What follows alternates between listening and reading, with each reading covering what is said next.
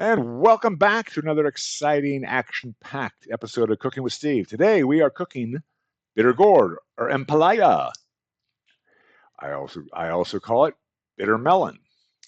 It's a very versatile, inexpensive, and durable vegetable. Holds up well at home in storage in the refrigerator.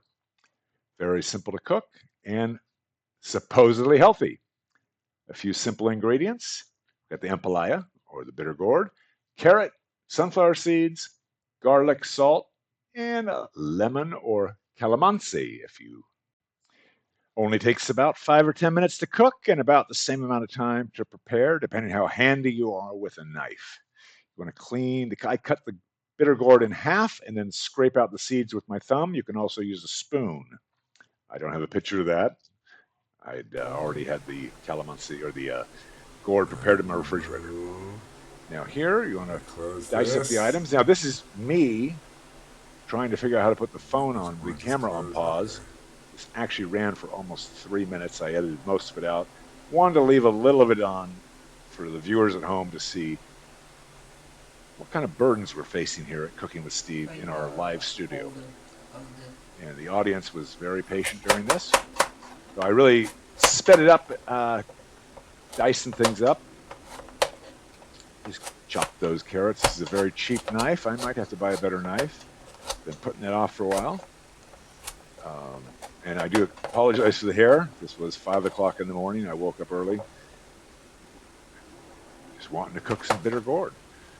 Those lemons we're just going to squeeze on there after it's all cooked and on the plate. Crush that garlic first, then dice it up. And watch your fingertips. Don't want to make a chef salad.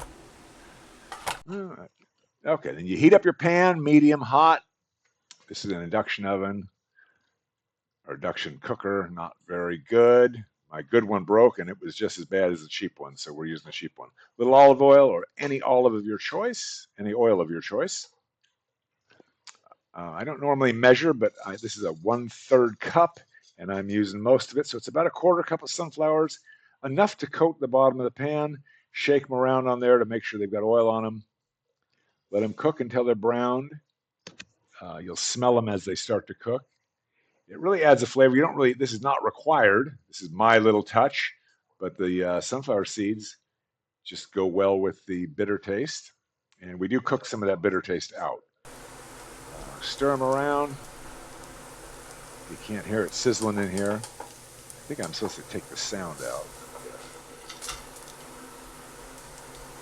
Maybe 3 to 5 minutes browning them, depending on how hot you Okay, have it. until you smell it, you can see it browning a little bit. And now, oh, note that spatula. I had to repair that with a piece of Put copper it back. wire 4 years ago. It's still holding up. And that was an expensive spatula, and the tip fell off of it right when I bought it. So I drilled a little hole and ran some copper wire through it. Good as new. A little salt. That's Himalayan sea salt.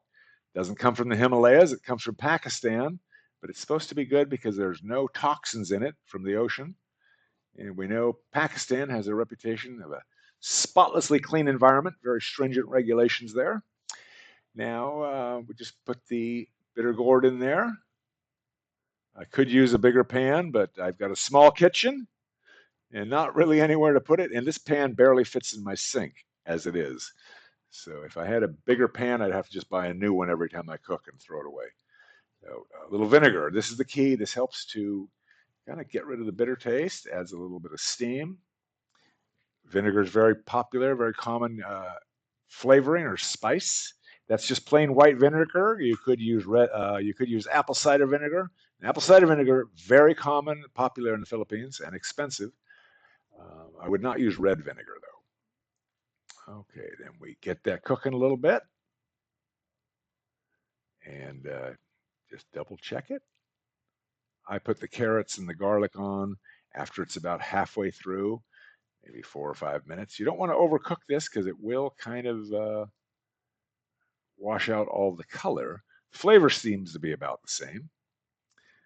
And then scrape some of that away so we can get the garlic right on the bottom of the pan. And then I'll usually throw a little more olive oil on there to kind of cook up that garlic. You don't want to burn the garlic or overcook it, I've been told. Stir it up a little bit, cover it back up. That's a silicone suction lid, and kind of handy actually. A little bit of water, a little more steam, and I think the total cooking time here was probably 5 minutes.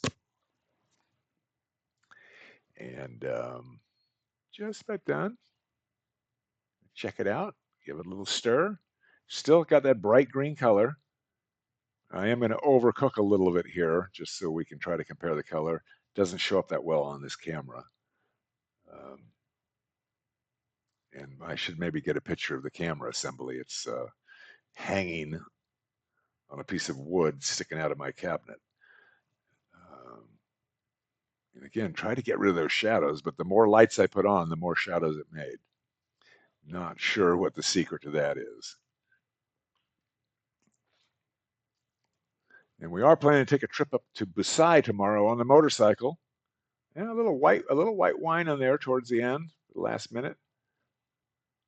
Let that kind of flavor it up. This is 5 o'clock in the morning, and never too early for wine. And as they say, it's 5 o'clock somewhere. Stir that up. Well, I really should have combed my hair or put a hat on or something. But okay, still got that bright green. Now, a lot of times this is cooked. You coat it in salt first. It'll take some of the moisture out, then you cook it. But I skip that step. It doesn't seem to be necessary to me. And most of the times when I've had this in a restaurant, it is overcooked. And here you can't really see with this camera, but it's lost some color. Let's see. Yeah, the one on the plate looks a little brighter.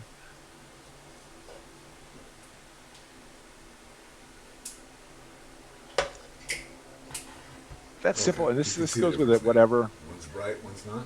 Chicken, Maybe these taste beef, good. pork. It's just a good all-purpose vegetable. I'd have to say not quite as tasty as broccoli or asparagus, but it's cheap, easy to get, and it's supposed to be very healthy. And even overcooking it a little bit doesn't really seem to affect the flavor. And as we say, it's all going to look the same tomorrow anyway. This is just a great vegetable as a side dish, or you can cook some meat, mix some meat in there with it, make a whole one-pot meal out of it. Now we're going to go to our live feed.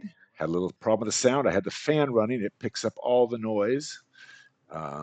So I had to edit that out. But we're going to go to the live just for a moment. And spilled on the floor.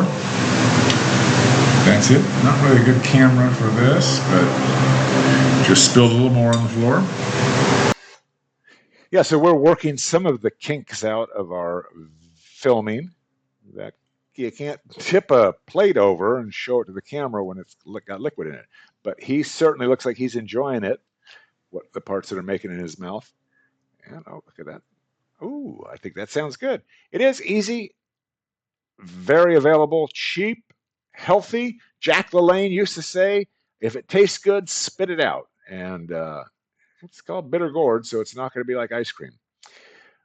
Hope you enjoyed that episode, and we thank you for watching. And if you have the energy left, please leave a comment.